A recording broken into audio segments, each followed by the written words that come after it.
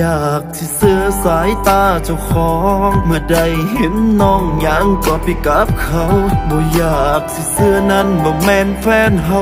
ก็เลยย่างเข้าไปเคลียร์ให้หูเรือจะบอกผู้เบาคนนั้นเป็นแฟนใหม่ความหักของอายมันเก่ามันโคตรเบื่อได้ฟังเต็มสองหูจนเหงื่อแห้งบ่เหลือแล้วผ่านมาอยากเพื่อเจ้าเด้มันแม่นยาหัวใจเต้นทีหันใจเริ่มฝืดตามืดแปดด้านฟางขามันซาก้าวอย่างจนไปบอกไว้โอ้ยอันนี้แหละนอที่เขาว่าอกหักอันนี้แหละนอที่เขาว่าเสียหลักมันเจ็บแท้นอมันถูกผู้สาวหมดหักมันเจ็บแท้นอมันถูกทิ่มกลางทางอันนี้แหละนอที่อยากให้คนเป็นบ้าต้องเพลงตอนเมาเราให้น้ำเขาหันหน้าถึงกับตัวเองจึงได้รู้สึกดีว่าคนมีน้ำตาตอนเมาหันหลังมันเจ็บแท้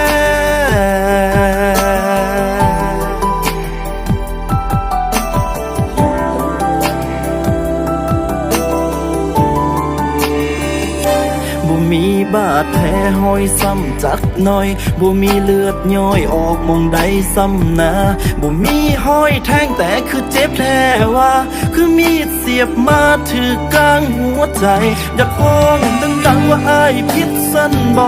ผมหักให้น้องคนเดียวบ่มีภัยบัดนี้บ่ถือทิ่มเพราะว่าเจ้ามีคนใหม่ตั้งโตบ่ทันได้ห่างกายคือผีกา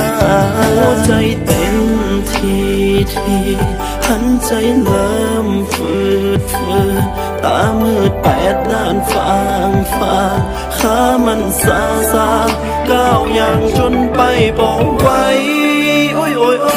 อันนี้แหละนอที่เขาว่าอกหักอันนี้แหละนอที่เขาว่าเสียหลักมันเจ็บแท้นอมันถูกผู้สาวหมดหักมันเจ็บแท้นอมันถูกทิ่มกลางทางอันนี้แหละนอที่อยากให้คนเป็นบ้าต้องเพลงตอนเมาเราให้น้ำเขาหันหน้าถึงกับตัวเองจึงได้รู้สึกดีว่าคนมีน้ำตาตอนเมาอย่างลา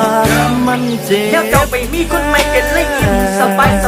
ยบัดไอ้นี่ถือทิมแล้วรักอยู่สีเป็นสีตายกันย้อนว่าฮักน้องจึงบ่ได้คิดซ้ำห้องไว้ฮักเจ้าแห้งแพงเจ้าไหลอุกใจจนคิดหนักกระตาที่เลือกหรือว่าที่จากหลักคือบอกให้สัญญาก่อนอันนี้มาบอกยังไงปุ๊บปอกความหักของเขาสู่ไปต่อเขาบอกสั้นๆแต่ว่าได้ฟังแล้วมันคือเจ็บแท้เนาะปวดจังว่ามีดแทงคอแล้วขีดหัวใจออกโอ้ย